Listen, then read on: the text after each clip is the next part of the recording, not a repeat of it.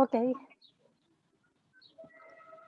hola, bienvenidos y bienvenidas a este foro de cine pencopolitano en el Día del Patrimonio Audiovisual, em, que nos trae a interesantes expositores también, todos amigos y amigas del Museo de Historia Natural de Concepción. Este encuentro se enmarca en el desarrollo del proyecto realizado por Memoria Fílmica Pencopolitana, un colectivo de investigación y difusión del patrimonio audiovisual pencopolitano, dedicado al rescate y puesta en valor de los documentos fílmicos de lo que denominamos el Gran Concepción. Eh, Concepción, Talcahuano, Lota, Coronel, Tomé, Penco, Chihuayante, Hualqui, San Pedro de la Paz y Hualpén. Si me permiten reflexionar respecto de lo que significa el patrimonio audiovisual, creo que coincido plenamente con lo que manifiestan sus investigadores respecto de la deuda que tenemos regionalmente hablando sobre el cuidado y la puesta en valor de este importante patrimonio. Me hace recordar de alguna manera los inicios del archivo fotográfico de la Universidad de Concepción, que hoy día contamos con su coordinadora, porque al comienzo es difícil poner en relevancia el cuidado de un patrimonio sumamente frágil y que está tan presente en la vida de nosotros que de repente cuesta comprender que es urgente su cuidado. Así que por parte del Museo de Historia Natural de Concepción estamos muy contentos de ser parte de este encuentro, de esta humilde manera apoyar el desarrollo de las actividades que realizan el Memoria Fílmica Pencopolitana, perdón, y por eso quiero agradecer, antes de retirarme, a Evelyn, a Paulo, a Marco, a Eduardo, por invitarnos a ser parte también de este encuentro. Y por supuesto a los expositores que están con nosotros, Claudia y Jaime. Muchas gracias.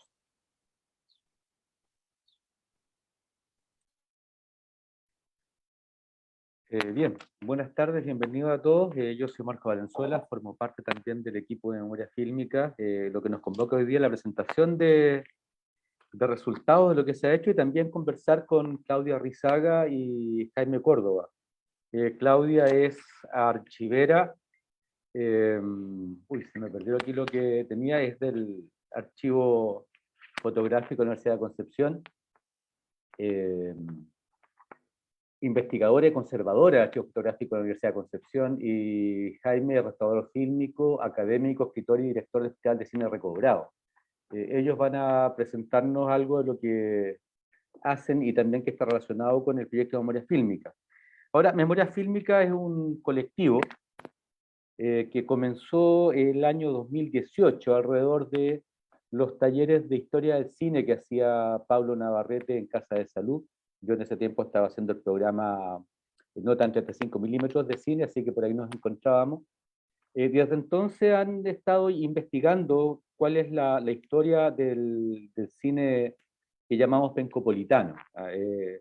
La zona que comprende, o el territorio de Concepción, Talcahuano, Hualpén, Chihuayante, Hualqui, San Pedro de la Paz, Coronel y Lota principalmente.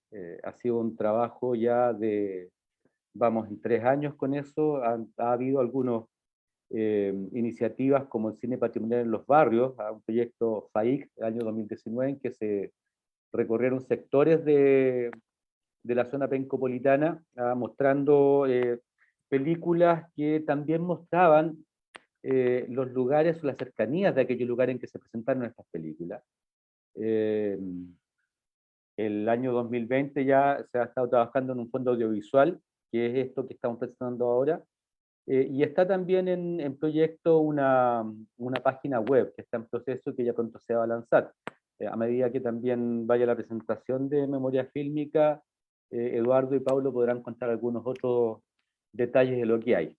Vamos a tener 20 minutos de exposición por cada expositor, y les pediría al público que nos está viendo que las preguntas que tengan las dejen en comentarios, para al finalizar hacer una ronda de respuestas por parte de a quienes vayan dirigidas estas preguntas. Así es que yo creo que ya podríamos comenzar en honor del tiempo, que es escaso, tenemos hasta las 7:30.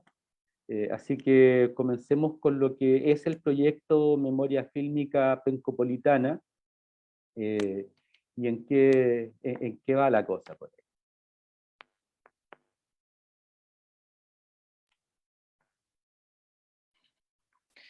Muchas gracias, Marco. Gracias por esa presentación. Quiero partir, obviamente, a nombre del colectivo Memoria Fílmica Pencopolitana, mandándole un saludo, agradecimiento y también mencionar también muy agradecidamente a Evelyn Munzenmayer, que es la directora de este colectivo y que lamentablemente no pudo estar con nosotros, pero que obviamente a medida que salgan otras instancias de exposición vamos a poder continuar con su trabajo y con la gran labor que ha hecho. Vamos a partir un poco hablando de por qué desarrollar este trabajo y cómo se fue dando también esta investigación que duró alrededor de un año. No solamente un año para el fondo audiovisual que nos adjudicamos, sino que también desde hace unos 2 años, cuando, como decía Marco Paulo, que fue el fundador de esta iniciativa, empieza con este interés de recolectar cintas. ¿Por qué? Concepción tiene una historia, a pesar de ser la tercera urbe más grande a nivel en Chile, y tener una actividad cultural súper potente desde hace mucho tiempo, el registro que existe de esa historia cultural es bastante precario y, por decir de alguna manera, eh, inexistente en algunos casos. Eso a nivel general, porque a nivel concreto lo que se habla del trabajo cinematográfico es casi nulo. No tenemos mucho registro, no sabemos de historia, cuáles fueron los antepasados de este trabajo, así que en ese sentido esa fue la principal motivación para poder desarrollar esto. En todos los libros que hablan de cultura no se sabía nada del cine y de ahí nace este interés. ¿De qué forma nosotros nos estuvimos basando para llevar este trabajo? Uno tiene que ver con lo que menciona la UNESCO desde 1980, y que un día como hoy, de hecho, que hoy día se conmemora el Día Mundial del Patrimonio Fílmico, las imágenes en movimiento, poder rescatarlas, restaurarlas, ya que son elementos súper importantes para, de alguna manera, leer nuestra sociedad, nuestra historia. Podemos hacer estudios y dejar de ver el archivo fílmico, la película, la obra audiovisual como algo meramente de entretención, sino que también responde a un perfecto, con funciones netamente informativas, de reflexión y de análisis que no hablan de un contexto cultural, económico y social, de un país y de un contexto de alguna manera. ¿Con qué nos encontramos cuando quisimos levantar esta investigación hace un tiempo? Habían esfuerzos de alguna manera que estaban un poco segregados y aislados. Podemos hablar de la investigación, los inicios del cine penquista, la Apollo Films, y su película Canti no llores corazón, un trabajo que se hizo el 2015 con Rodrigo Sáez, la persona que restauró también, una de las personas que restauró esta película del año 25, Rodrigo Sáez, que también aparece en esta investigación. Este trabajo se refería a la actividad de la primera compañía cinematográfica penquista. Por otro lado, también tenemos la investigación de Adel Quimigliar, del Encuentro a la Reconciliación, un trabajo del 2017 de Carolina Tirado, que también estuvo colaborando con el archivo fotográfico. Entonces, habían algunos trabajos que hablaban acerca de algunos de los tópicos que nosotros abordamos, pero estaban realmente como puntualizados en temas, en películas, en directores. Entonces el trabajo que hicimos nosotros fue obviamente agarrar estos trabajos y irles construyendo un hilo y contexto alrededor de cada uno de estos. Los límites temporales para esta investigación fueron entre 1910 y 1973. 1910 porque es el centenario, el primer centenario de Chile, en donde se produce una gran cantidad de filmaciones, las celebraciones, y se producen también viajes a lo largo de Chile en donde se encuentran registros de la zona, de esta zona pencopolitana del Gran Concepción. Y cerramos el límite temporal del año 73 con obviamente el golpe de Estado que pone fin a la actividad cultural, la actividad cinematográfica, no solamente en Concepción, sino que obviamente también a nivel nacional. Son esos dos los puntos que nosotros estudiamos, son más de 6 décadas, y por donde pasa todo este trabajo. Para llevarlo a cabo, nosotros nos encontramos con una dificultad, de alguna manera, igual, obviamente, debido al contexto de pandemia. Eh, Chile es un país bastante centralizado y obviamente, y el por qué nace también esta iniciativa y el colectivo, es tratar de descentralizar la información. En Santiago se encuentran las cinetecas, las únicas cinetecas que resguardan los archivos fílmicos, y por ende allá teníamos que ir a encontrar información, también la Biblioteca Nacional y otros archivos. Entonces, de alguna manera, eso teníamos que ir a hacer allá, encontrar la información, pero con la pandemia no pudimos viajar. Entonces nosotros nos tuvimos que abocar a revisar primero, de manera digital, las plataformas web donde estaban estos materiales, las películas.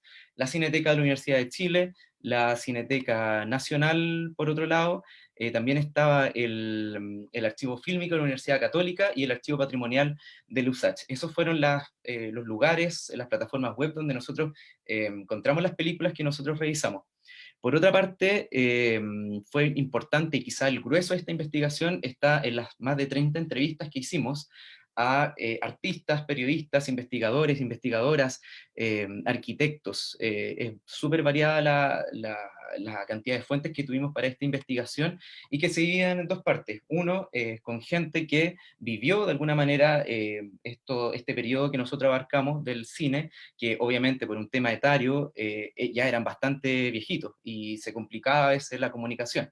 Y por otro lado, la otra gente que partía en el grueso de las investigaciones, de las entrevistas, perdón, eran gente investigadores que habían estudiado un poco el trabajo que habíamos hecho. Así que así se dividen un poco las fuentes que nosotros recolectamos. Por otro lado, también está la recolección de archivos a través de un poco el archivo fotográfico de la UE Conce y el archivo histórico de Concepción, a la hora de acceder a información, a documentos que no solamente ahora, sino que también Paulo ya había empezado a recolectar desde que se inicia el colectivo el 2018. Y por último, escasas cosas que tienen que ver con la prensa, el diario El Sur de Concepción a partir del año 1925, que son cosas, números incompletos, y también el repositorio cultural digital de la Universidad Diego Portales, donde se encuentran digitalizados los números del diario La Nación entre 1917 y 1940. Esos fueron revisados, obviamente, y ahí pudimos ir calzando con el contexto en el que estábamos revisando.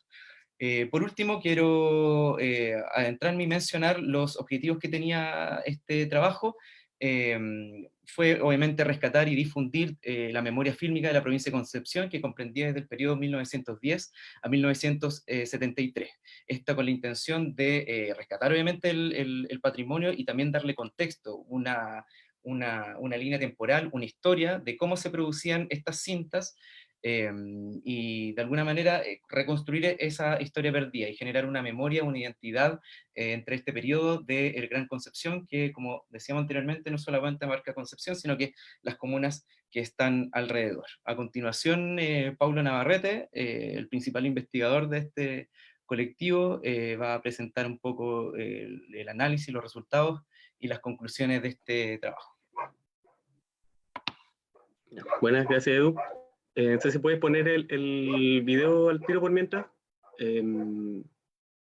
Bueno, lo que hicimos nosotros, como decía Eduardo, el primer objetivo de este colectivo era hacer un catastro de las producciones que fueron filmadas en este territorio, y logramos catastrar más de 400 títulos relacionados al territorio o a los artistas locales.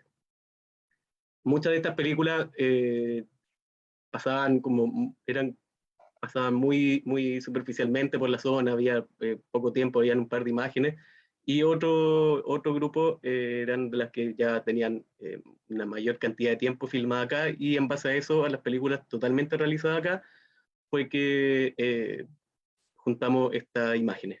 Por ejemplo, aquí podemos ver una cosa que nos llamó mucho la atención, que la mayor cantidad de películas correspondía a un cine de corte institucional, de propaganda industrial. Esto debido a la fuerte y súper notoria presencia industrial en la provincia de Concepción, partiendo por la industria carbonífera, la industria textil en el siglo XIX, y después con con la aparición de la Corfo a partir de los años 40, la instalación de Huachipato, por ejemplo, o de las otras textiles, tanto en Chihuayante como en Concepción.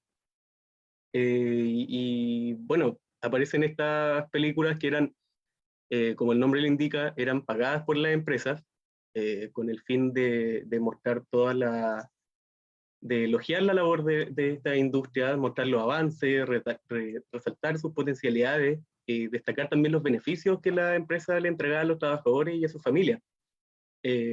Básicamente, idealizar mucho lo que tenía que ver con la vida y el trabajo alrededor de esta industria.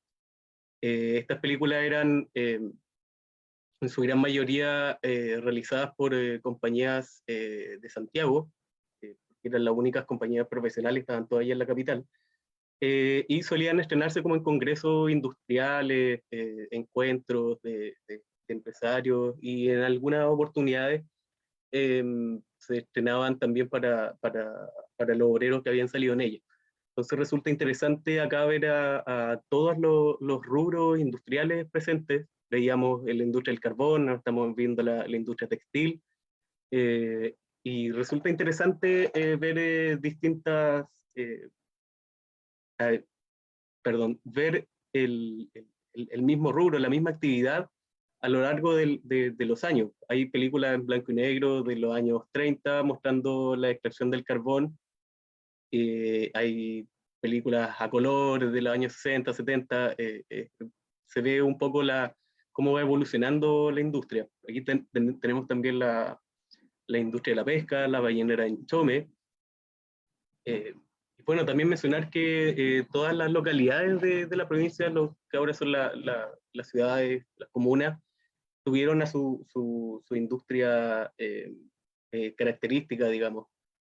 Se formaron ciudades alrededor de esta empresa, así que aparecen en la pantalla todos estos rubros y todas estas localidades también con ella. Tenemos el rubro de las telecomunicaciones, con la construcción de la Torre Entel, del Cerro Caracol, y bueno, siempre lo que les comentaba antes, que era elogiar la labor de la industria. No sé si podemos pasar de video, Evo, así vamos mejor con el tiempo. Que bueno, afortunadamente había gente que pensaba que esta idealización de la vida y del trabajo no era tan así, así que a partir de los años 50 más o menos comienza a aparecer un movimiento cinematográfico universitario en el país, influenciado por el cine europeo mayormente, que pretendía una búsqueda autoral, al mismo tiempo que pretendían plasmar la realidad del país en la pantalla, que era algo que no se estaba viendo hasta ese momento. Entonces empiezan a aparecer temáticas que no habían sido abordadas aún. Por ejemplo, la lucha sindical. Estamos viendo ahí registros de la gran marcha, la huelga larga del carbón del año 60, o aquí en esta película que se llama Reportaje a Lota, que es un documental que, a diferencia de todos los otros documentales sobre Lota, sobre Coronel, sobre las minas del carbón, esta película muestra realmente la precariedad en la que vivían los trabajadores del carbón, en la precariedad en la que vivían sus familias, el trabajo infantil, la explotación laboral, la marginalidad, el problema de la vivienda, la sexualidad, fueron muchos temas que comenzaron a aparecer en este periodo gracias a estos movimientos universitarios. Cabe mencionar que estas películas que estamos viendo fueron producidas por universidades del Valle Central, de Santiago y de Valparaíso. Estamos viendo acá otro ejemplo que es La cara tiznada de Dios, que es un cortometraje dirigido por Rafael Sánchez en la costanera de Concepción y en el Cerro La Pólvora, en donde deja de manifiesto también el tema de las poblaciones callampas y la marginalidad que fue producida también por malas decisiones estatales también, y atraídas por todas estas empresas, la migración campo-ciudad que se ha dado con mucha fuerza en este territorio. Eso fue durante la década del 50, 60, también los 70, pero a partir del año 70, con la llegada de la Unidad Popular, al poder se empieza a politizar mucho más el tema y empieza a parecer un cine más militante. Aquí tenemos, por ejemplo, la visita de Fidel Castro en noviembre del año 71, me parece, o 72, que fue filmada tanto por Patricio Guzmán, el documentalista chileno, como por un realizador cubano llamado Santiago Álvarez, como por estos registros en color de autor desconocido, en donde, claro, mostraban también cómo estaba todo muy politizado, había banderas del MIR y estas películas que intentaban mostrar los movimientos sociales y los grandes movimientos de masas. ¿Se podemos pasar al próximo video? Que ahora sí, bueno, todas estas películas, todo lo que estamos viendo ahora, ponle pausa un poquitito. Ponle pausa un poquitito. Lo que estábamos viendo hasta ahora eran lo que podemos llamar nosotros patrimonio audiovisual pencopolitano, que son estas películas que fueron filmadas acá o están relacionadas de alguna u otra manera con nosotros. Pero lo que nosotros sí podemos llamar como cine pencopolitano es que el cine realizado íntegramente acá, ¿no? Lo que llamaríamos las iniciativas completamente locales. Ahora sí, dale play.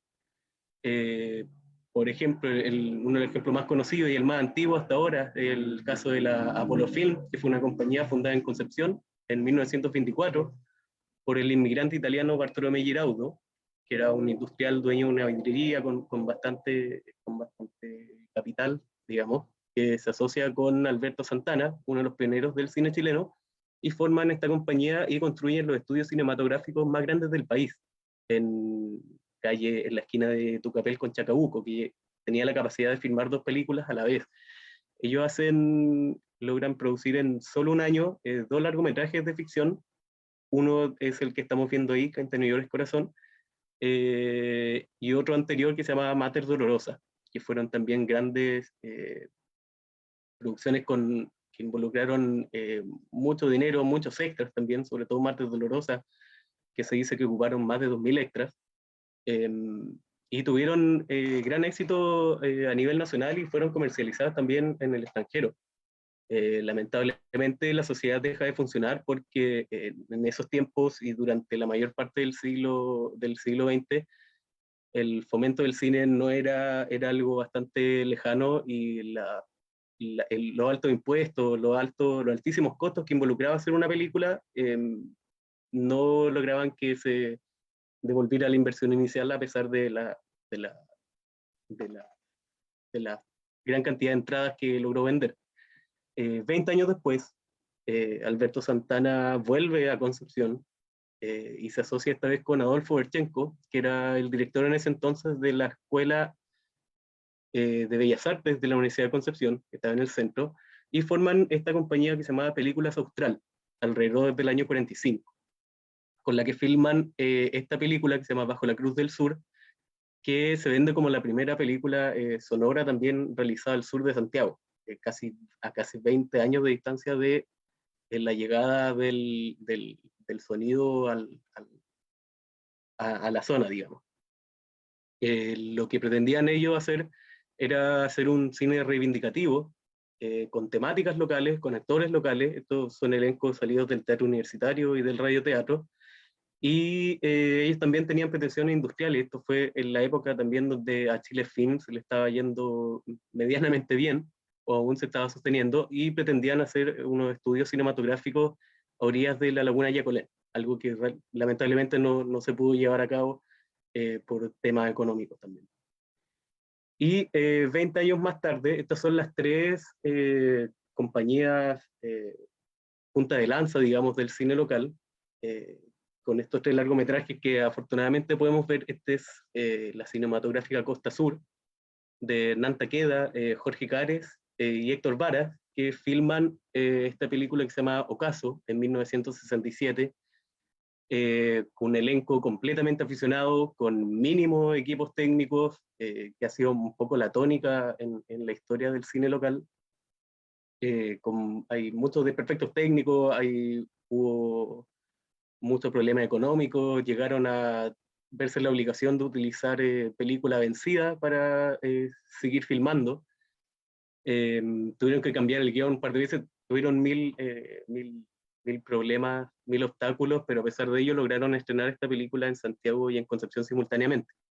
Es una película que deja de manifiesto también en la explotación laboral, el abuso patronal, el abuso del hombre para con la mujer, las malas condiciones de vida tanto en el campo como en las minas del carbón. Contó con la participación especial, ahí lo ven, de Críspolo Gándara, que era un famoso payador penquista, que tiene como nombre una población ahí en Hualpén en estos momentos. Y fue una película que sin duda marcó época y tiene cierta búsqueda autoral también. En Nantaquea es lo que podríamos considerar en la versión local de todo este movimiento de los años 60.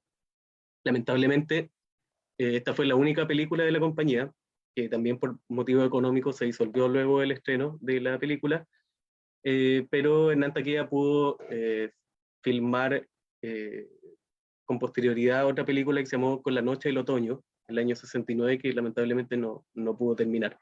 Así que esas son las grandes productoras, las grandes producciones locales que se han hecho durante este periodo de tiempo acá en Concepción. Hay varias más productoras con películas más pequeñitas que vamos a ir dando a conocer también más adelante en algún otro evento o también en la página web que estamos preparando.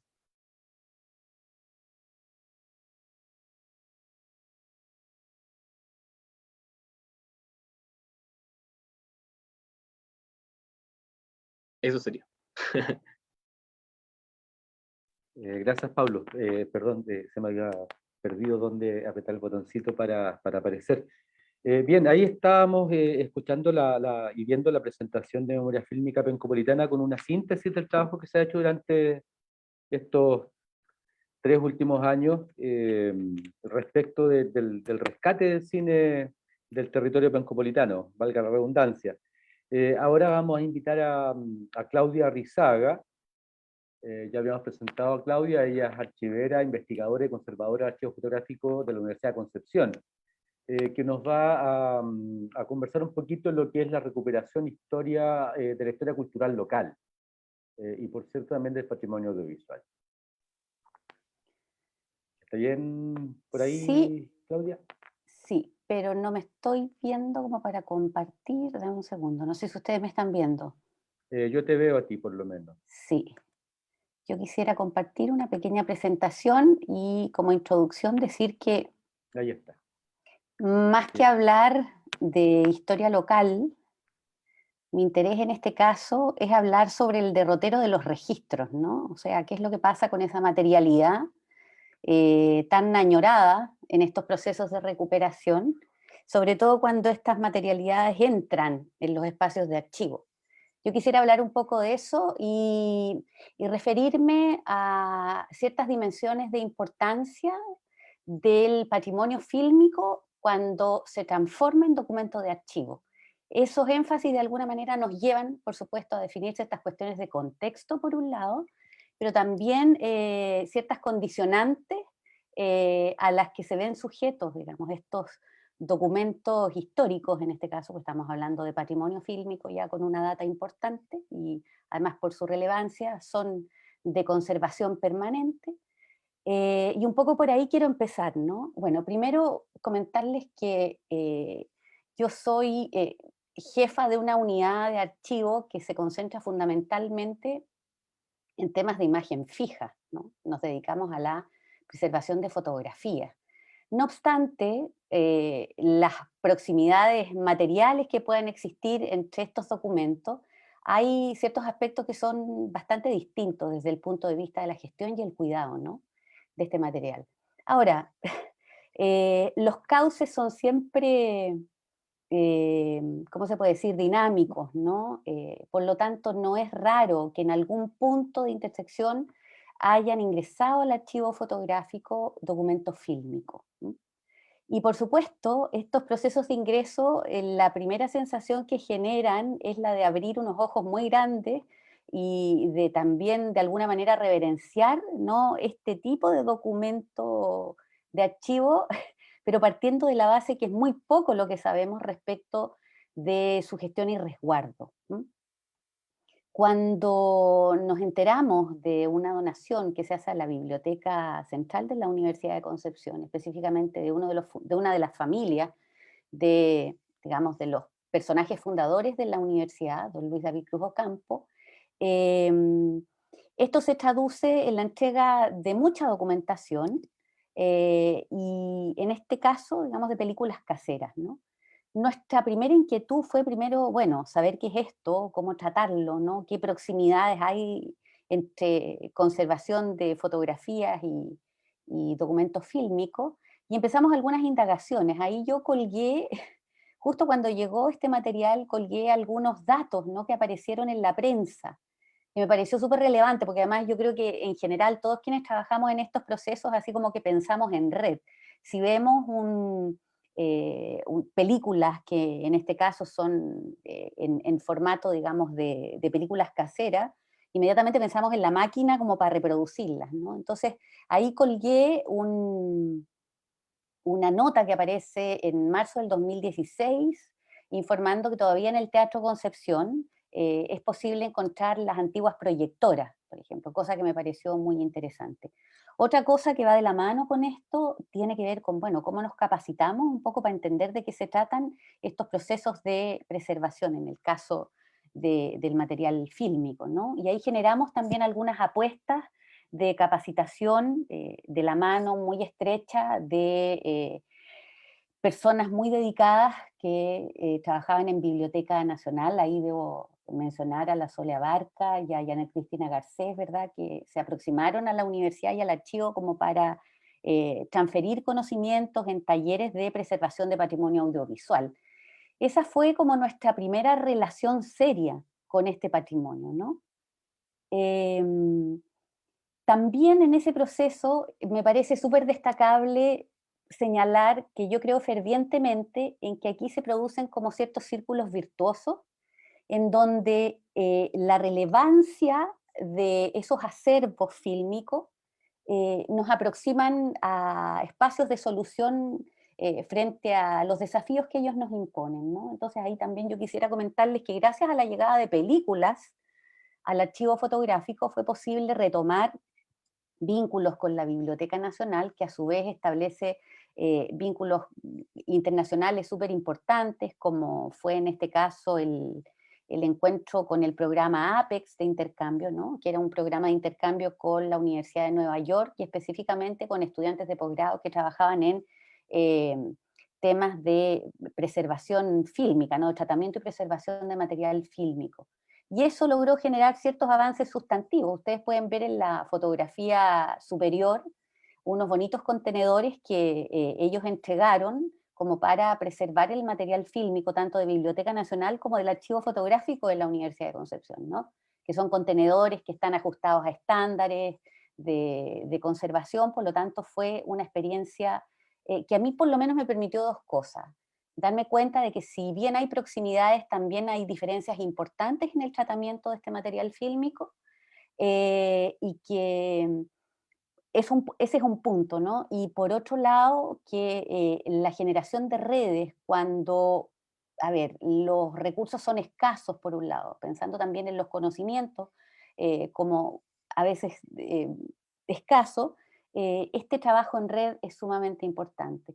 Eso es como lo primero que yo querría plantear respecto de las trayectorias del archivo fotográfico en este terreno de la preservación fílmica. Bueno, aquí un, un mito hecho realidad, ¿no? Bueno, sabemos de la producción del documental Emelco, el año 59, ¿verdad?, producido por Jorge Di Lauro, bueno, en conjunto con la institución. Aquí podemos hablar, como muy bien mencionaban mis compañeros anteriormente, que se trata, digamos, de un documental de corte institucional, en donde hay muchas capas de información que son muy interesantes.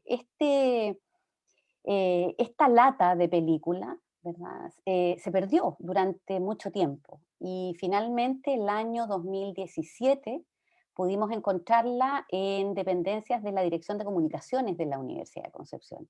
Ustedes comprenderán que este hallazgo, que justamente tenía hasta ese minuto así como el carácter de mito, significó para el archivo fotográfico y en realidad para también, digamos, las ciertas direcciones y la propia rectoría de la universidad, un hallazgo súper importante. En ese momento la universidad estaba próxima a cumplir sus 100 años. Y bueno, en función de lo aprendido previamente, también en esta línea de profundizar redes, a mí me pareció que lo pertinente era comunicarse con la Cineteca Nacional y solicitar, digamos, un espacio de apoyo que permitiera tratar el material fílmico de una forma adecuada, frente a la cual, digamos, el archivo fotográfico no estaba preparado. Y también, como comentaban mis compañeros, lamentablemente no existe como una red de soporte a nivel regional que permita solucionar estos problemas en casa, ¿no? Pero yo me congratulo siempre de la generosidad de estas instituciones públicas que nos ayudan a llevar adelante estos procesos. Lo que hicimos finalmente fue entregar todo el material fílmico del archivo fotográfico en comodato a la Cineteca Nacional, y Cineteca Nacional lo que nos retrucó, por decirlo de alguna manera, ¿no?, fue la digitalización a cero costo de todo el material, ¿no? En este minuto hay cierto material que está liberado, otro que está en proceso de liberarse por temas de derecho de autor, por temas de propiedad intelectual, etcétera. Pero fue un gran avance sin duda que pudiésemos digitalizar nuestro material fílmico. Ahí la fotografía inferior no es más así como que una especie de poema visual, ¿no? Porque la lata gris que está ahí arriba es el emelco, que dura 14 minutos y está sobre las latas que fueron enviadas de Francia de la película La Frontera. No recuerdo el nombre del director, sé que es de apellido Larraín, ¿no? Pero no recuerdo el nombre de pila. Pero ahí quedó el emelco, digamos, en Cineteca Nacional, y hoy podemos contar con las reproducciones digitales, lo que es un tremendo apoyo desde el punto de vista de nuestra gestión. Y sin duda, los depósitos de la Cineteca Nacional, el material fílmico está muy bien conservado. Ahora, yo quisiera hacer una breve reflexión para respetar el tiempo respecto de lo que significa el documento fílmico dentro del archivo y cuáles son como los procesos de tratamiento más allá del soporte físico, ¿no? Cómo se va describiendo o consolidando un proceso de descripción de esta documentación. Bueno, y ahí yo entro brevemente en ciertas líneas que corresponden a las directrices archivísticas, como para señalar que lo más importante en el caso de todo documento de archivo es comprender cuál fue su contexto de producción en primer lugar, ¿no? Y vuelvo a reiterar la idea de que el corte de este documental Emelco en particular, del año 59, claro que tiene un corte como institucional, ¿verdad? Y su singularidad tal vez está en que el uso de los recursos que se trabajan en la puesta en escena generan, digamos, ciertas dimensiones como ficcionales también, ¿no? Que vamos a revisar rápidamente a través de algunas imágenes. Lo que me interesa es que ahora veamos una especie de pequeñísima reconstitución de los rastros de la filmación de Melco aquí en la Universidad de Concepción. Bueno, respecto al contexto de producción a nivel institucional, básicamente el Emelco lo que persigue como un encargo que hace la Universidad de Concepción a la productora Emelco, ¿verdad?, considerando que el cine además era un medio de transmisión de información muy importante, muy relevante y como de mucho prestigio en su minuto, es dar a conocer un gran plan de reestructuración general que está llevando a cabo la segunda rectoría de la Universidad de Concepción. La primera rectoría fue de 37 años o 32 años, si no me equivoco, y luego, digamos, al año 56 asume el abogado David Stitch-Kimbranove, que, digamos, es la transición, ¿no?, entre lo que podemos llamar la tradición y un momento modernizador en la década de los 50, cargada de una infinidad de hechos históricos relevantes, tanto a nivel internacional como nacional, ¿verdad?, que van de alguna manera estableciendo los derroteros que una universidad moderna debe seguir. Desde el punto de vista local, también es importante entender que la puesta en escena, o más bien, más que la puesta en escena, yo diría el guión del documental Emelco, va instalando desde esa como modernidad también muy anclada a la producción industrial, tal cual como decían mis compañeros anteriormente, nuevas perspectivas de desarrollo y progreso social, sobre todo impulsando una nueva noción sobre el desarrollo científico, tecnológico y cultural también, ¿no? Entonces, la verdad es que el guión o el argumento del documental Emelco es bastante complejo desde el punto de vista de sus funciones, ¿no?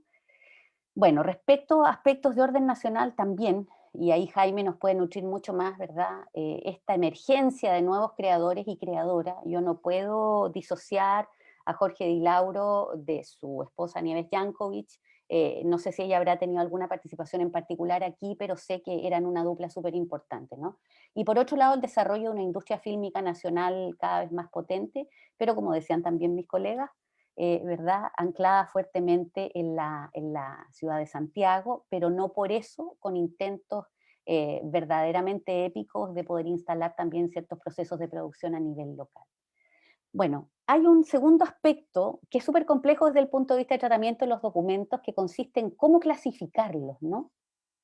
O sea, hay que partir de la base que cuando la película casera entra al archivo, y iniciamos estos procesos de clasificación, tenemos que pensar en esta dimensión de documento. Eso quiere decir que lo que nosotros estamos procesando es la información que está registrada, digamos, en un soporte particular, ¿verdad? Incluso la información es independiente como del soporte, ¿no? Pero básicamente para clasificar un poco se trabaja sobre la base de esa lógica. Es la información la que nos interesa recabar, relevar y poner en acceso. Pero también es importante entender que dentro de esos procesos de clasificación hay productores, ¿no? Y en este caso, ¿quiénes fueron los productores de Melco? Esa es una pregunta interesante, ¿no? Por supuesto, la institución, ¿no? Pero cómo también la institución filtra este proceso a través de un proceso creativo llevado adelante por un equipo de cineastas, ¿no? Y cineastas que además tienen mucha experiencia en el desarrollo de cine documental y mucha formación también desde el punto de vista de la producción de bellas imágenes, en fin, ¿no?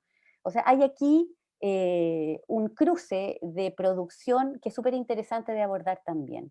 ¿Y cuál es la función finalmente que desempeña de alguna manera ese documento de archivo fílmico, Emelco, del año 59? Por supuesto, la trama está cruzada de capo a fine por un mandato administrativo, ¿verdad?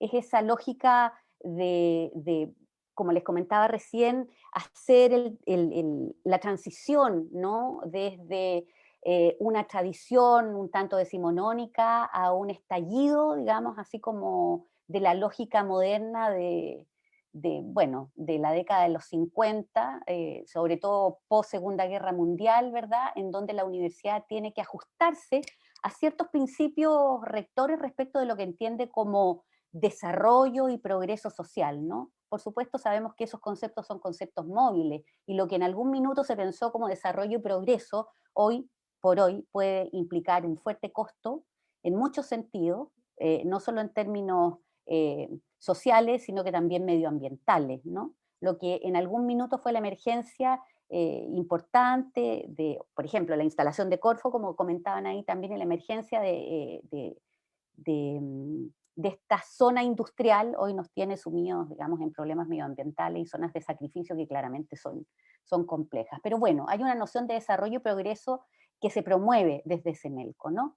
Y los contenidos, esto puede ser un poco reiterativo, pero aquí la línea editorial tiene que estar ajustada a los nuevos lineamientos y objetivos institucionales. Y en ese sentido, yo creo que el documental Emelco del año 59 es como la concreción fílmica de un ideario moderno. No sé cómo estoy de tiempo, pero me gustaría rápidamente dejar de compartir acá y tratar de compartir rapidito. Mm, creo que está aquí. Entiendo que estamos sin audio, pero sí, al menos me gustaría mostrarles algunas imágenes iniciales. No sé si ahora escuchan. Pero hasta el minuto 18 aproximadamente, el documental Emelco es una suerte de, ¿cómo se puede decir? Es un saludo a la tradición, ¿no? A esa tradición representada por Enrique Molina Garmendia. Es importante esa transición porque lo que estamos construyendo es un ideario común, ¿no? Luego de ese minuto 18,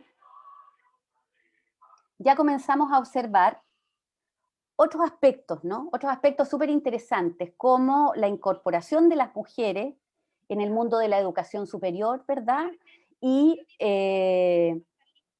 junto con eso también hay otros aspectos muy interesantes que tienen que ver como con los ámbitos de especialización de esos espacios, ¿no? Adicionalmente, por supuesto, la universidad muestra su infraestructura, muestra el campus universitario, etcétera, ¿no? Entonces es importante instalar también toda esa situación infraestructural, que además es un espacio privilegiado, que fue producto también, ¿no?, de esa visión de la primera generación que impulsa la creación de la Universidad de Concepción, que es la tercera universidad chilena, ¿verdad?, instalada en el sur de Chile, lo que sin duda es algo súper épico.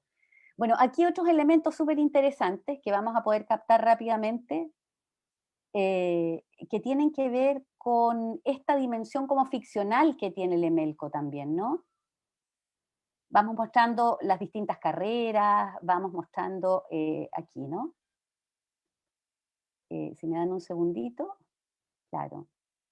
Vamos mostrando las diferentes carreras, áreas de especialidad, pero inmediatamente vamos utilizando otros recursos culturales relevantísimos, como es la participación de los actores y actrices del teatro de la Universidad de Concepción, ¿no? El emblemático TUC. Entonces también hay ciertas licencias que yo creo que hacen de este Melco un registro único, ¿no? Y también pienso en la tremenda capacidad creadora de Jorge Di Lauro, en este caso, como para llevar adelante un guión coherente que impida que de algún modo estas figuras emblemáticas del Teatro Nacional, ¿verdad?, superen el argumento central de este Melco. Entonces creo que eso es muy interesante de ver también, y yo diría que hay mucho que reflexionar respecto de eso, ¿no? Quisiera ir un poquito más adelante, quiero irme al minuto 11:15, que ya es el cierre del Emelco, ¿no? En donde claramente la modernidad se hace presente. Ahí tenemos al rector David Stichkin, ¿verdad? Entonces el cierre del Emelco lo que hace es presentar a la institución en función de un plan de desarrollo integral dentro de la universidad que instala esa perspectiva moderna a la que yo me refería muy tangencialmente al principio, y que sin duda abre un derrotero distinto respecto del estilo de universidad a la que nos enfrentábamos previamente, ¿no? Entonces yo creo que ahí, bueno, hay un guión sumamente inteligente, hay un uso de los recursos que es no solo inteligente, sino que además yo diría muy, muy sensible por un lado y muy visionario, ¿no? Voy a dejar de compartir acá. Mm, no sé por qué estoy viendo algo raro. Porque ahora tengo que compartir nuevamente. Perdón, me voy a demorar un poquito, voy a tener que... Quedó abierto el... Denme un segundo. Voy a cerrar aquí porque me había quedado abierto el documental.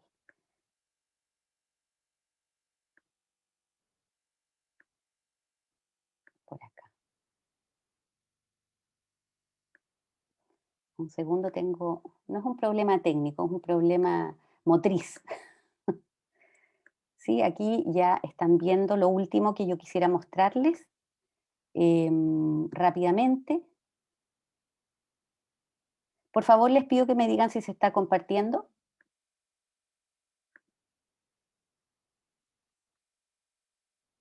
¿Sí? ¿Se está compartiendo? ¿Lo pueden ver? Se ve la presentación, Claudia, Ya, perfecto. la diapositiva. Ok, entonces yo rápidamente lo que quisiera es mostrarles, ¿no?, algunos rastros de este proceso de filmación, que forman parte, estos rastros en este caso, de las colecciones fotográficas, ¿no? Ahí vemos a Jorge Di Lauro, y ahí también Jaime podría ayudarme y ratificar si es que Mario Ferrer está presente ahí, ¿no? El director de fotografía. Entonces creo que además este recorrido por el despliegue que significó efectuar este Melco es muy importante de recomponer también, ¿no? Quise mencionar a Mario Ferrer porque al menos para mí fue un encuentro nuevo, y creo que eso lo que hace también es ratificar el nivel de complejidad y el nivel de calidad con el que se produjo este Melco. También dentro de las colecciones fotográficas hay algunas imágenes de locaciones, ¿no? Ustedes pueden ver ahí los focos en donde se emplaza todo como el sistema de iluminación para posteriormente grabar. Yo creo que claramente, digamos, Mario Ferrer fue el encargado de hacer estos registros, ¿no? Y no es mucho lo que hay, pero sí lo suficiente como para ver cuál fue como la complejidad del proceso, ¿no? Creo que me parece súper interesante esta puesta en escena porque además es el momento de la filmación, ¿no? Esto yo les comentaba, ¿no? El hecho de poder contar además con un grupo humano tan relevante como fueron los actores del TUC, sin duda fue un elemento adicional que contribuyó a darle una notoriedad y una relevancia importante, ¿no? Y una suerte también de giro interesante desde el punto de vista no solo argumental, sino que estético también al documental Emelco. Hay algunos ejemplos, ¿no? Vimos a Jaime Badel, está Delfina Guzmán, bueno, Gustavo Mesa, ¿no? Y algunos personajes muy relevantes que formaron también parte del TUC, ¿no? Grisoli Herrera, una actriz, yo diría un poco olvidada, pero relevantísima dentro de la historia de Concepción. Nelson Villagra y Tennyson Ferrada, ¿no? Más muchos otros que fueron como también pasando. Creo que el poder contar con estos recursos culturales o con estas experiencias culturales y vitales, sin duda que significó también un matiz importante. Algunas otras vistas, ¿no? Es re interesante ver esto además, porque como que no podemos deslindarnos de esta idea de la puesta en escena de la fotografía, ¿no?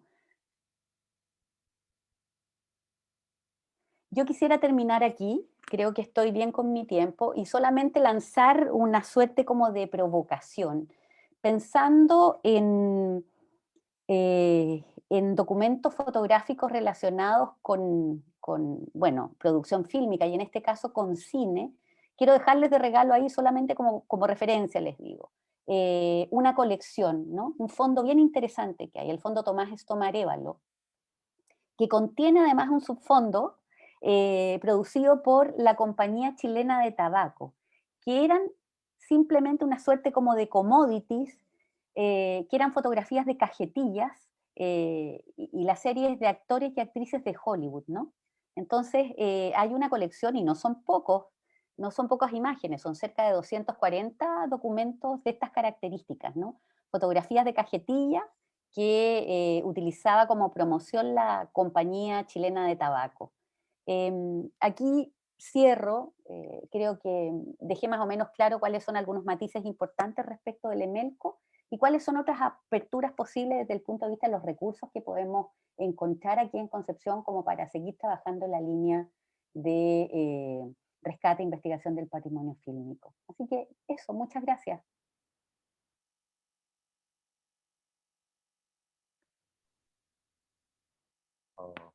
Ahí sí. Sí, gracias a ti, Claudia. Es interesante lo que muestras ahí de lo del TUC y lo que eran los artistas recientemente de Hollywood.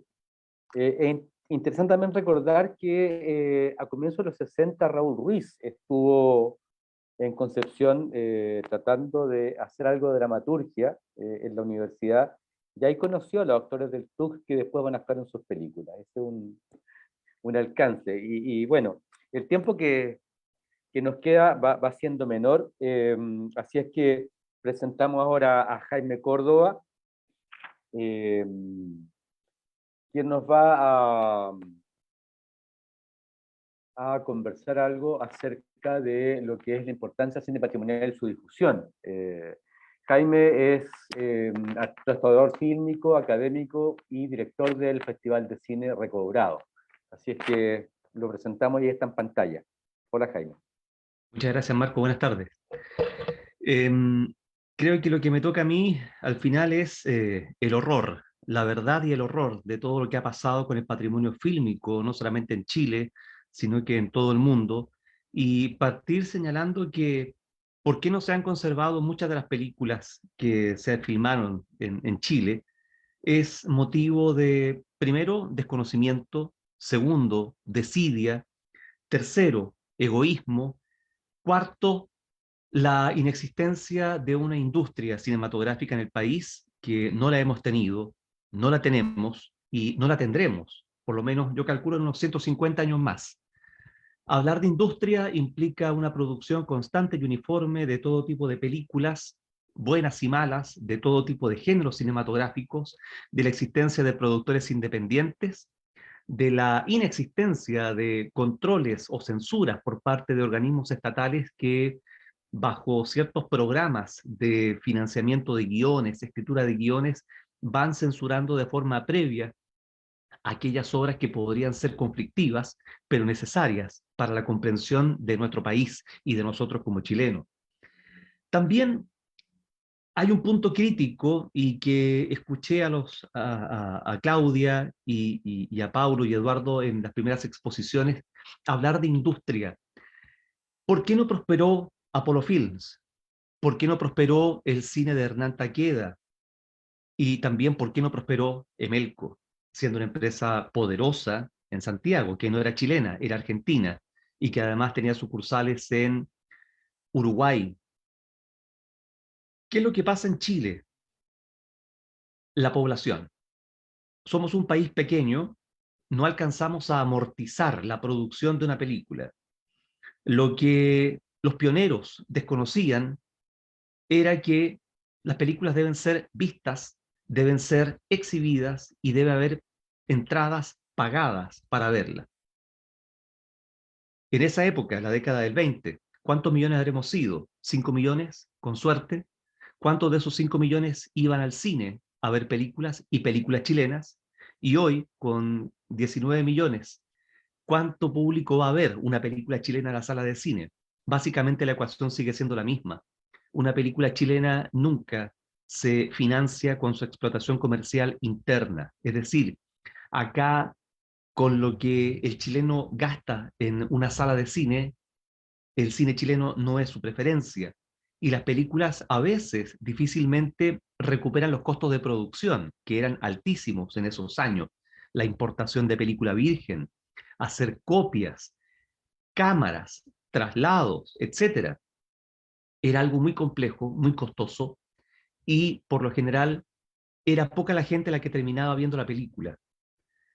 Por lo tanto, el concepto de amortización es clave para entender el por qué no hemos tenido ni tendremos industria cinematográfica hasta que seamos unos 30, 50 millones de habitantes en este país. Solamente por poner un ejemplo, la totalidad de gente que vive en Buenos Aires, como 15 millones, es casi la totalidad que tenemos de población en Chile. Y 1 millón de espectadores en Argentina, para una película argentina, no es nada. Mientras que acá 300.000, 800.000, 1 millón, es un milagro prácticamente. Entonces, esos factores críticos presentes en nuestra cinematografía desde sus propios inicios han impedido la proliferación y una realización constante de películas. Eso por un lado. Por el otro, sabemos que las películas eran un fracaso, y como comentaron Paulo y Eduardo, Chile Films en los años 40 nunca recuperó los costos de inversión de ninguna de las 10 películas que produjo. Y ya en 3 años, del 44 al 47, Chile Films estaba quebrada. Las películas costaban mucho dinero y sobre todo no había una ley que protegiera la producción y distribución cinematográfica.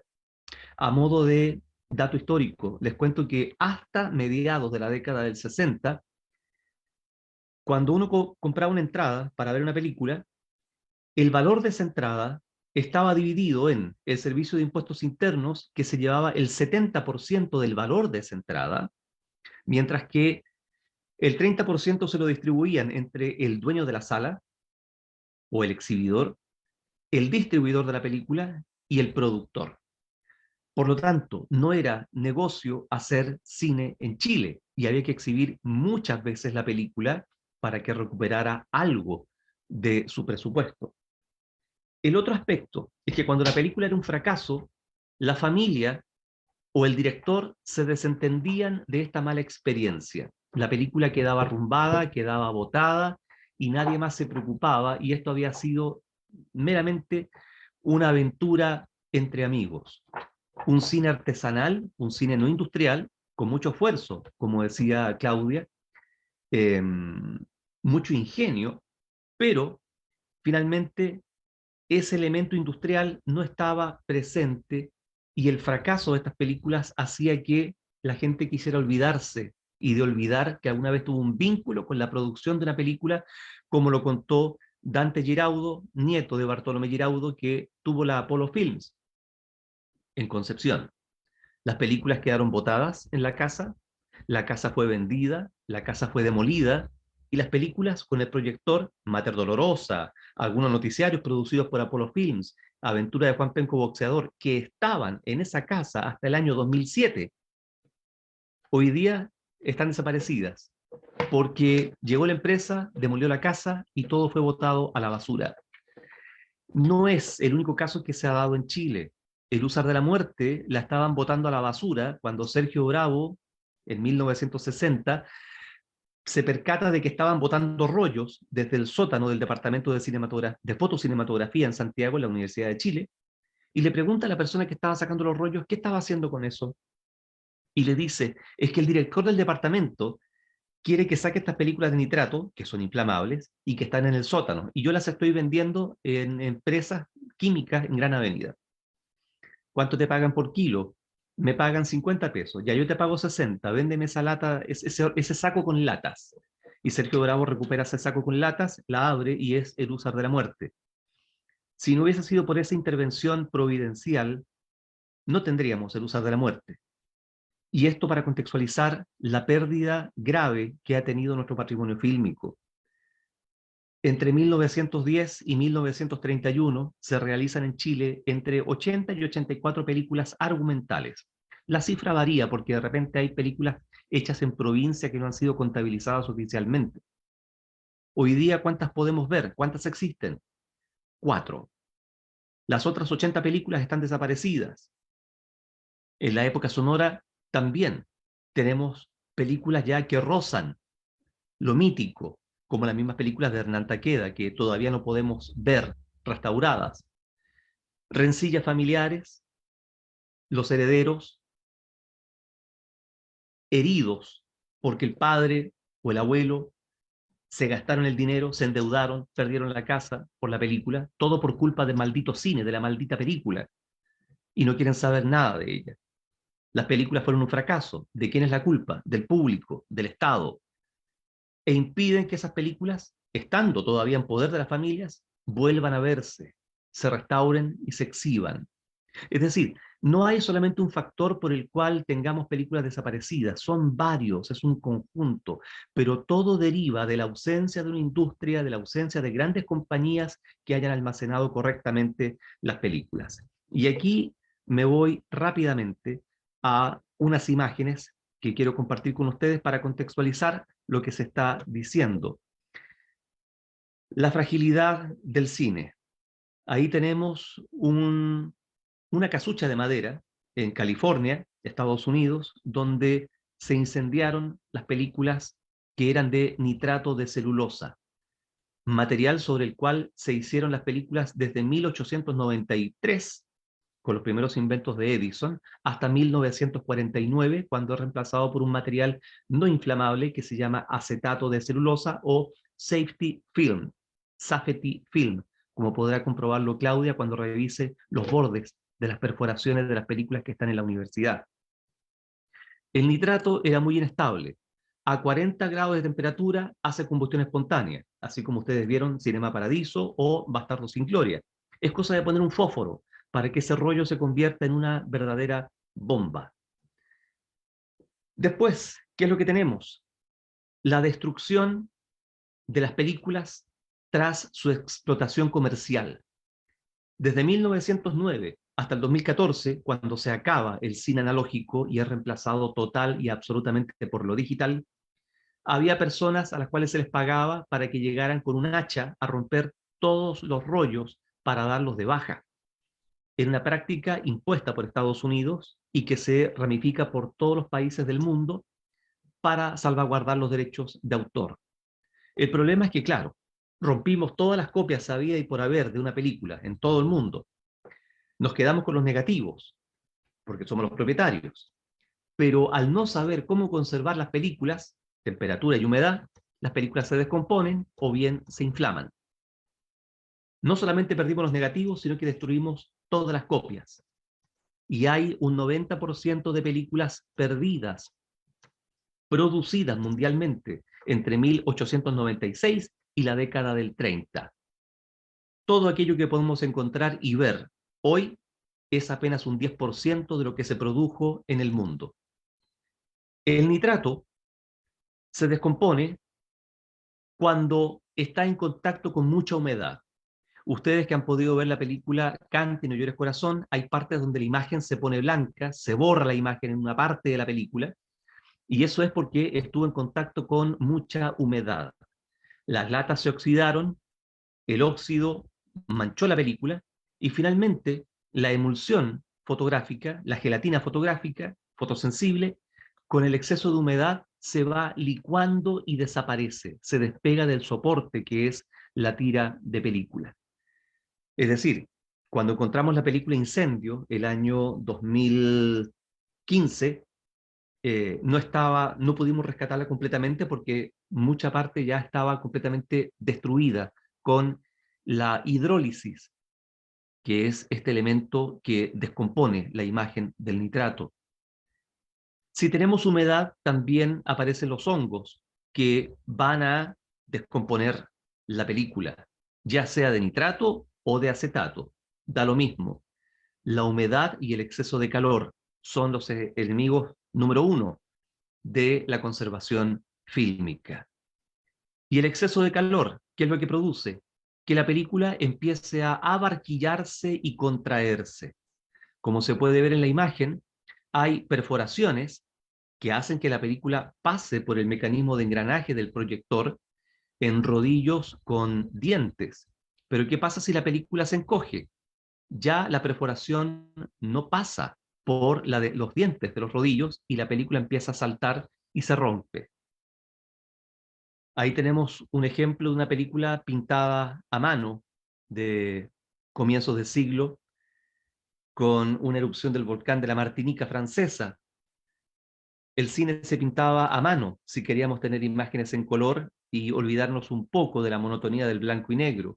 Y esta técnica se va a usar prácticamente desde 1893 hasta mediados de la década del 1900, cuando va a ser reemplazado por otro tipo de colores que van a teñir de forma uniforme toda la imagen. Película de 16 milímetros, que es otro formato que aparece en la década del 20, un formato en el cual incluso han sobrevivido películas que originalmente fueron filmadas en 35, pero que fueron copiadas también en 16 para salas de exhibición, universidades, cines parroquiales, etcétera, que no tenían los recursos para comprar la máquina de 35. Y es proverbial el hecho de que algunas de estas películas existan en este formato más pequeño, mientras que los másters en 35 y los negativos no existen más. Y acá tenemos otros formatos, como las películas que han llegado a la Universidad de Concepción, el 16 milímetros reversible en color o blanco y negro, la película de 8 milímetros, la de Super 8, y el 9,5, que es un sistema francés inventado por la compañía Pathé, también en 1922. El 8 milímetros aparece en 1936 y el 16 milímetros también aparece en 1922. Son formatos que aparecen, que compiten entre sí, entre la Kodak norteamericana y la empresa Pathé francesa, y que van a servir como formatos caseros para poder filmar viajes, vacaciones, cumpleaños, paseos, etcétera, y un largo etcétera. Y que por lo menos nos permite ver usos, costumbres, modas y lugares registrados por las cámaras de estos realizadores amateurs.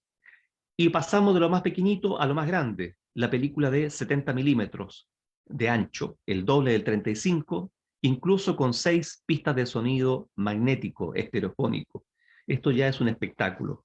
Películas como Ben-Hur, ¿cierto? 55 días en Pekín, fueron filmadas en este formato ancho, de largo aliento. Y ahí, como para ir cerrando, un proyector de cine de otro formato también desaparecido hace mucho tiempo, prácticamente en la década del 20, el 28 milímetros.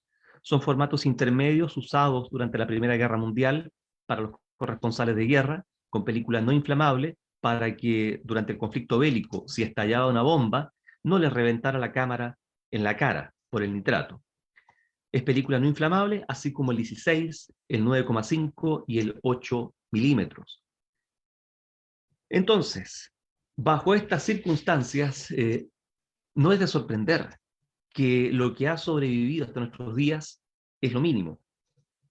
Y el mal cuidado, el desconocimiento, el egoísmo y también, hasta cierto punto, la maldad humana han impedido que podamos disfrutar, en el caso chileno, de la filmografía muda, que probablemente fue muy interesante, pero no podemos juzgar su calidad a partir de solamente 4 películas sobrevivientes. En el caso de Concepción, lo que se ha logrado recabar, el documental Emelco, que es extraordinariamente maravilloso, y otro más que filmó Emelco a fines de los 50, que se llama El Puerto Olvidado, que está filmado en Talcahuano, en blanco y negro, nos muestra la estación de trenes, el hospital, ¿cierto? Las instalaciones marítimas. Son también vestigios de un cine institucional que estaba hecho de forma seriada. ¿A qué me refiero con esto? A que el equipo técnico, Sergio Silva en la locución, Di Lauro en el sonido, Ferrer o Boris Hardy o Alejo Álvarez en la dirección de los documentales, seguían un patrón de producción que era prototípico de Emelco. Acá, como nos mostraba Claudia, el hecho de ver un trabajo donde hay documental y docudrama con intervención dramática, ya para 1959 no es novedad. Lo está haciendo Boris Hardy en 1954, en uno de los primeros documentales filmados por Emelco para la Marina de Chile, que se llama justamente Marinos para Chile. Un bello documental en blanco y negro, con movimiento de cámara, con trabajos de grúa, muy bien fotografiado, con un trabajo en blanco y negro muy cinematográfico. Lo mismo va a hacer Alejo Álvarez con la película La Antártida Chilena, en 1956, donde va a reconstruir la época de la conquista y la colonia, con puesta en escena, con ropajes, con actuación. Es decir, Emelco tenía ese patrón de producción que lo aplicaba a cada documental por el cual le pagaban, en cada película institucional. Eso por lo menos durante la década del 50. Pero yo creo que lo más importante, y esto lo dijimos en una charla anterior en el Centro Cultural del Núcleo Cerrillos, es que Emelco trae el color al cine chileno, gracias a los laboratorios Alex que estaban en Buenos Aires y justamente por los contactos que hay con Emelco Argentina. Acá podemos hablar de cine en color ya a partir de 1955. Documentales, spot publicitarios producidos por Emelco, porque Emelco nace como compañía de spot publicitarios, hacían comerciales y noticiarios. Y tenemos la posibilidad de ver Chile a través de estos documentales y del documental que también se hizo para la Universidad Austral en los años 60. Podemos ver estas imágenes maravillosas en color, ver Concepción, Valdivia, Viña del Mar, Valparaíso, en color en la década del 50. Por lo tanto, yo creo que el valor tecnológico va por ahí, de estos primeros registros cromáticos que nos muestran cómo éramos. Y ahí viene la conclusión aplastante, cómo somos, cómo estamos hoy día. Y además, el tipo de documental que se hace hoy, que ya no responde a este patrón institucional, sino que es un documental mucho más íntimo, más cercano, más humano. La labor que tiene Memoria Fílmica Pencopolitana y también Claudia con el archivo fotográfico es el resguardo, primero la búsqueda, por todos lados, de estas películas que están perdidas. Dar con el soporte fílmico y conservarlo, o bien dejarlo como dato en la Cineteca Nacional e intentar divulgar nuevamente, que estas imágenes tengan vida. Puede tomar tiempo, puede tomar muchos recursos para incluso comprarle las películas a los descendientes o a los familiares de los directores, pero hay que esforzarse en recuperar ese material, porque si no están perfectamente almacenados a 12 o 15 grados de temperatura y un 40% de humedad, esas películas tarde o temprano van a descomponerse. Y yo no sé, Claudia, si me puedes contar después si alguna de las películas que han recibido tiene un olor a vinagre, un olor fuerte, porque de ser así, están en proceso de descomposición y hay que separarlas, aquellas que están con ese olor de las otras películas que aún no huelen. Eso se transmite por el aire, es ácido acético, contamina y mata las películas. Y eso ocurre porque hay exceso de humedad y la película empieza a descomponerse químicamente. Es lo que les puedo contar, es el triste balance de nuestro cine y que creo que viene a complementar las miradas que se han propuesto esta tarde. Gracias. Muchas gracias, Jaime. Una ilustrativa exposición.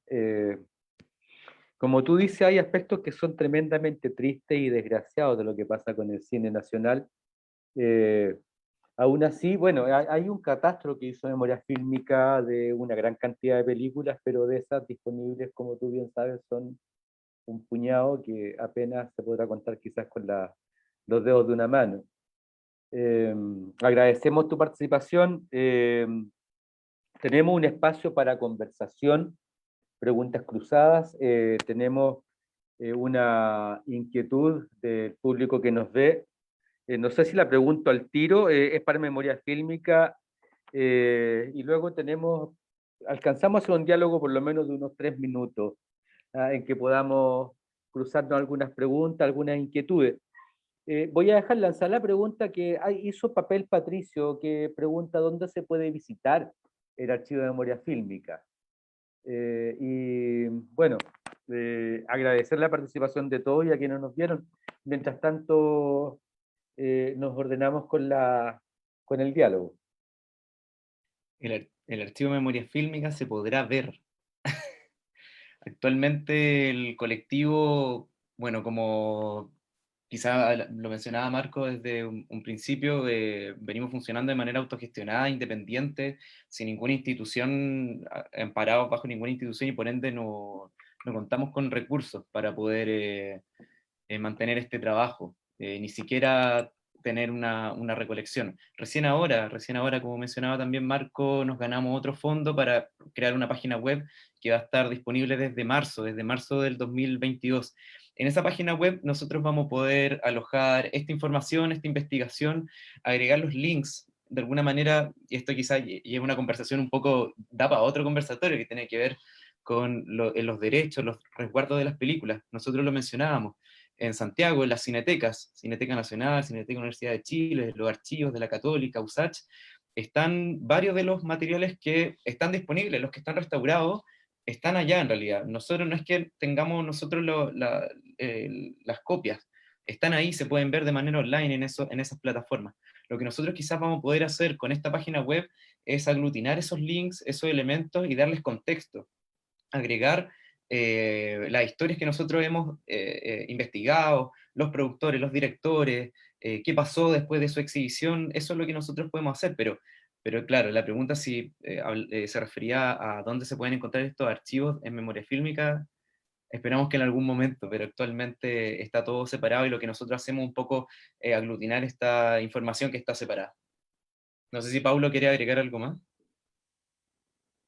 Yo, más que agregar, yo quería hacer una pregunta a Jaime, y muchas gracias Jaime y Claudia por sus intervenciones, fueron ambas súper clarificadoras e inspiradoras. Quería preguntarle a Jaime si nos puede comentar algo sobre la importancia de la restauración de las películas a la hora de facilitar el acceso, ¿no? No es lo mismo para alguien que no está familiarizado con el cine patrimonial, digamos, ver una película que se ve, no sé, con una muy baja calidad que una película restaurada, como el caso del Emerco de la UDEC. Sí, Pablo, lo que sucede es que depende primero de la condición en la cual esté la película. ¿Mm? La restauración tiene un límite, es conservar las características técnicas de la película que tuvo en su época de producción. Cuando ya mejoramos a 4K y vemos la película casi con una imagen casi irreal, no estamos viendo la película en sí, estamos viendo una mejora electrónica. Y además lo digital nos impide ver la verdadera imagen. Estamos viendo la simulación de una imagen. Claudia acá puede dar fe de ello, porque al tomar un negativo fílmico, al tomar un rollo de película, una fotografía, uno está viendo la imagen. Acá lo digital es una simulación electrónica, digital. Y hay que distinguir entre restauración y remasterización. ¿Ya? Le arreglamos el sonido, el color, le hacemos un recauchaje que quede muy bonito, lo adaptamos para las nuevas expectativas del público que está acostumbrado a la imagen digital, pero estamos hasta cierto punto traicionando la identidad y los límites de esa imagen. Entonces, ahí hay que tener mucho cuidado. Si le levantamos un poquito el contraste, le damos un poquito más de color, limpiamos el sonido y de monofónico pasamos a estereofónico, ese tipo de cosas desvirtúan la obra en sí.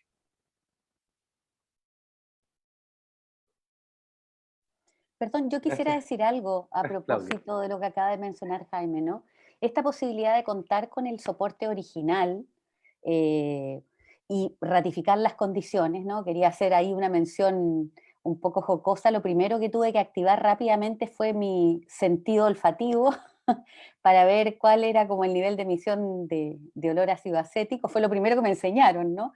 Pero volviendo a la idea, el contar con el soporte original nos permite retornar a esa pátina, ¿no? A esa pátina que tiene que ver con las materialidades que fueron posibles en un determinado contexto, momento histórico, en fin, también delimitado por ciertos alcances tecnológicos, y creo que eso también supone un tremendo regalo, ¿no? O sea, porque cuando trabajamos dentro de un archivo, y lo voy a decir en términos muy simples, eh, también somos responsables de un repositorio tecnológico, ¿no?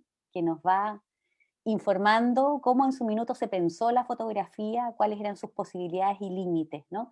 Y esa correlación de desarrollo tecnológico es muy interesante de contrastarla también, ¿no?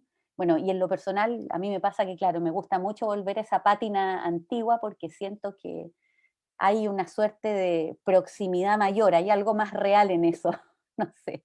Eso quería comentar. Gracias, Claudia. Yo no sé si hay algo más que podamos agregar. Hay una cosa que a mí me está dando vueltas y que eh, no recuerdo si se mencionó, pero y tiene que ver con nuestra identidad local, más allá de lo que es el cine. Quizás también Claudia tenga más también elementos. En los últimos años han visto como una especie de mayor preocupación por aspectos de la historia de Concepción que no se veían antes, digamos.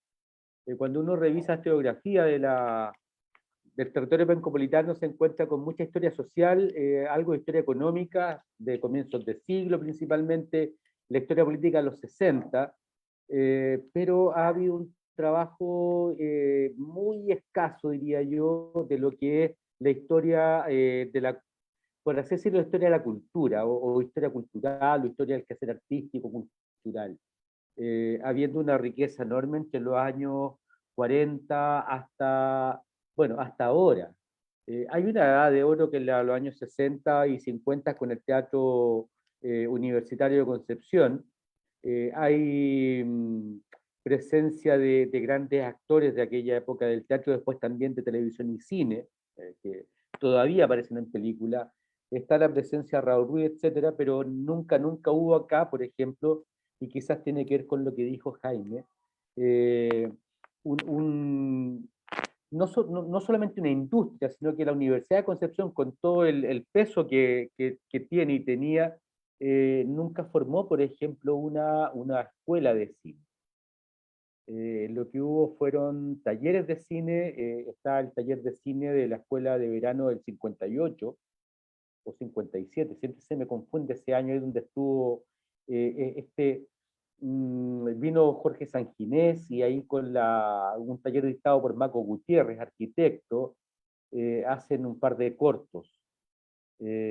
Ahora, yo no sé, hay quien podrá responder la pregunta, una pregunta que tenemos que hacer nosotros quizás como colectivo y allegarnos a los testimonios vivos que quedan, que son re pocos también, de por qué la universidad nunca tuvo una mayor preocupación, por ejemplo, por el cine, habiendo como material humano para ello.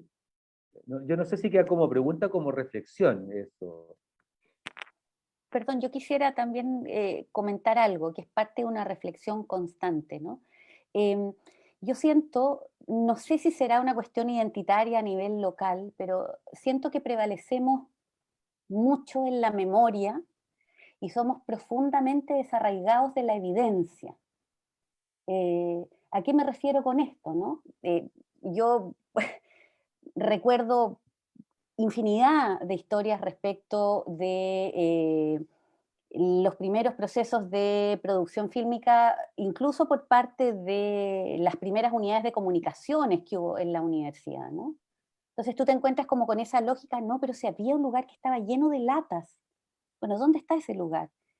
Bueno, mira, no sabemos, ¿no? Algo pasó, en fin, algo ocurrió. O, bueno, hay otras situaciones que no se han resuelto tampoco, ¿no? La gestión de los archivos históricos al interior de la Universidad de Concepción, y aquí quiero ser sumamente respetuosa, creo que a 102 años de fundación es una deuda gigantesca, ¿no? Porque justamente esos repositorios documentales son testimonios de la memoria institucional, que es una memoria mucho más dinámica que la reproducción constante de un discurso aprendido. ¿Te fijas? Entonces, la tradición la podemos interpretar de muchas formas si tenemos acceso a esas fuentes, ¿no?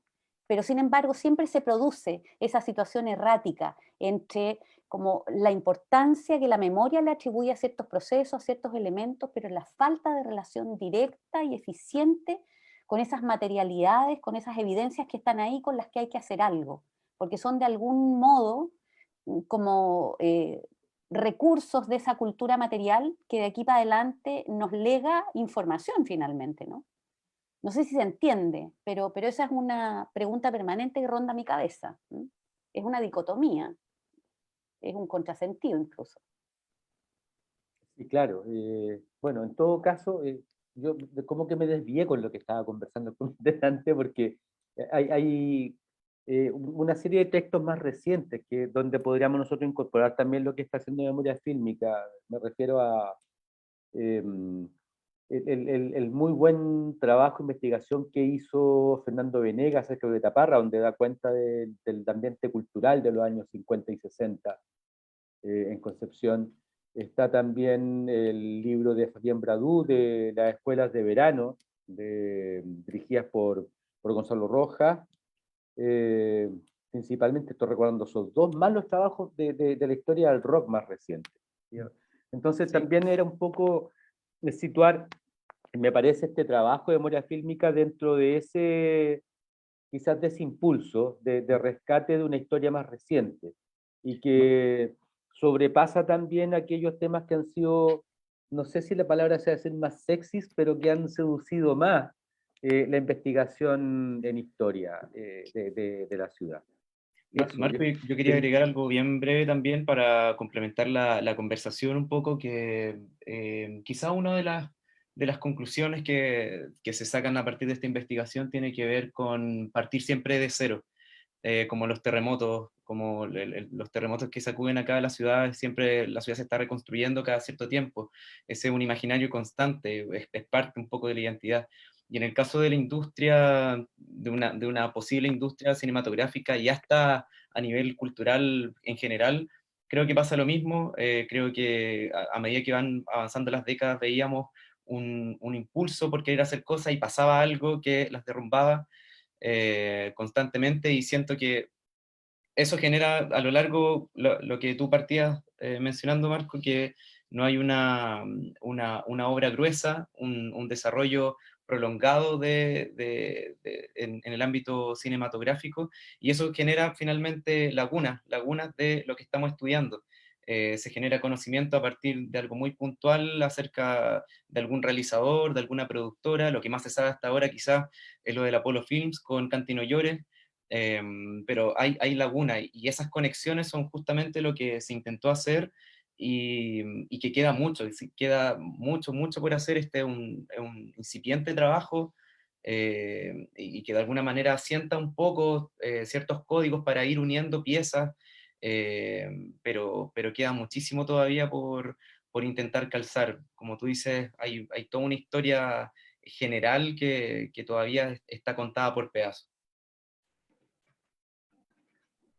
Gracias, Edu. También quiero, disculpa, quiero Paulo. plantearle una pregunta también a Claudia y a Jaime, que es el tema que tiene que ver con los archivos también, que finalmente el trabajo de archivos no se hace como por una apología al pasado, sino que es precisamente al contrario, por las generaciones futuras, para que tengan la posibilidad de contar con estos documentos, de generar conocimiento también.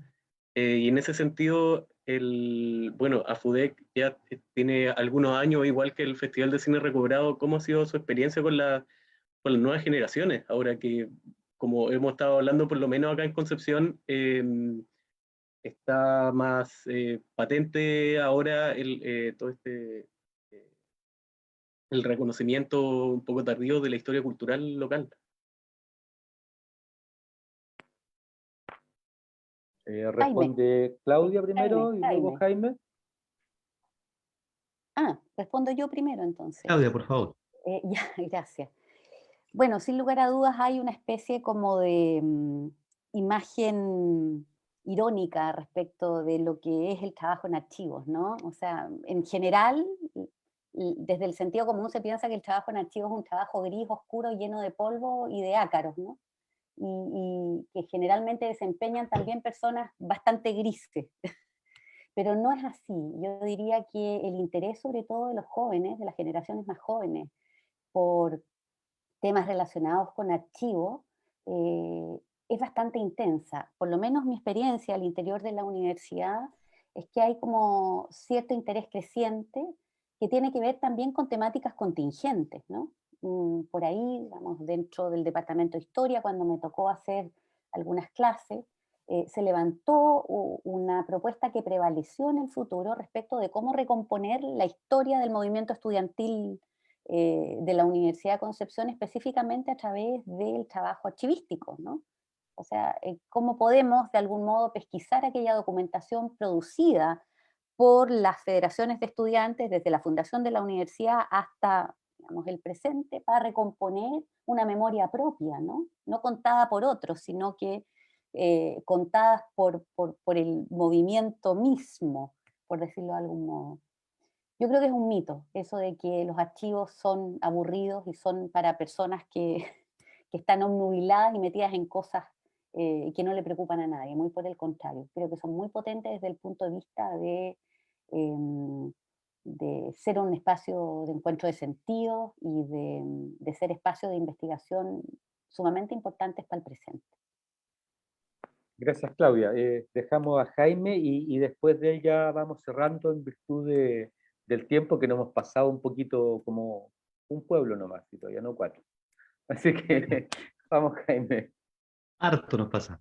Bueno, respecto al Festival de Cine, por supuesto, una época, desde el 97 hasta el 2010, aproximadamente, donde esa generación de estudiantes universitarios iban a consumir, iban a ver, a solazarse y a descubrir estos grandes clásicos ya míticos del cine.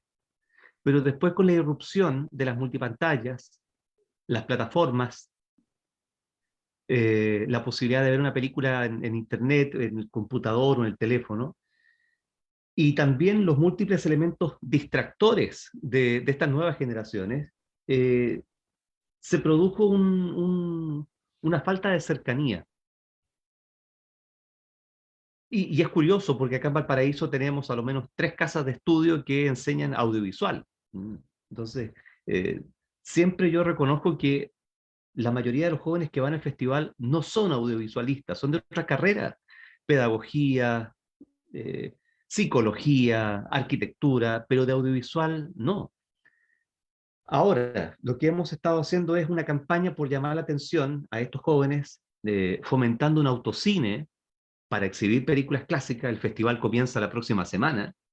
Tendremos un autocine con películas de Eisenstein, Buñuel, Fellini, Cayosi. Incluso vamos a exhibir Metrópolis en 35 milímetros de Fritz Lang con música de Freddie Mercury, pensando en que este público joven vaya a escuchar la música de Prokofiev, de Nino Rota, y que también se enganche por otros aspectos más allá de la película. Pero ha sido difícil reencantar a estas nuevas generaciones con el cine, porque cuando van a ver algo, tiene que ser algo de culto, algo medio esnovista. No van por un amor por descubrir o por una afiliación real y sincera con las imágenes en movimiento.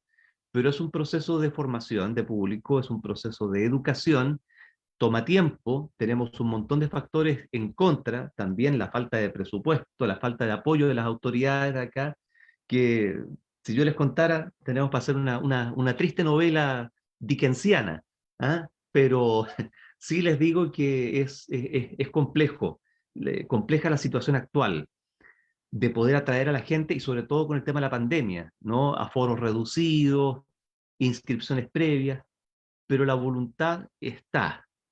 Y creo que no vamos a cejar en el intento de seguir difundiendo la historia del cine, el buen cine, descubriendo para estas nuevas generaciones directores clave y para que estos jóvenes saquen también por conclusión qué es lo que ellos ven, lo que ellos consumen, lo que ellos creen que es algo bueno, pero realmente es un material comercial fabricado en serie que tiene por finalidad entretener, no permitir un crecimiento intelectual al espectador. Ahí está, ya. Muchas gracias, Jaime. Creo que ya, como te decía antes, y como les decía a todos, en virtud de la hora, ya empezamos a despedirnos. Agradecemos al Museo de Historia, de Historia Natural de Concepción, también a Jaime y a Claudia la presencia, y a quienes nos estuvieron viendo durante este rato por Facebook Live o Live, eso es lo correcto. Y los invitamos para las próximas actividades que tenga Memoria Fílmica y también el Museo de Historia Natural de Concepción y al Festival de Cine Recobrado. ¿Queda alguna cosa pendiente, Paulo, Edu, para noviembre?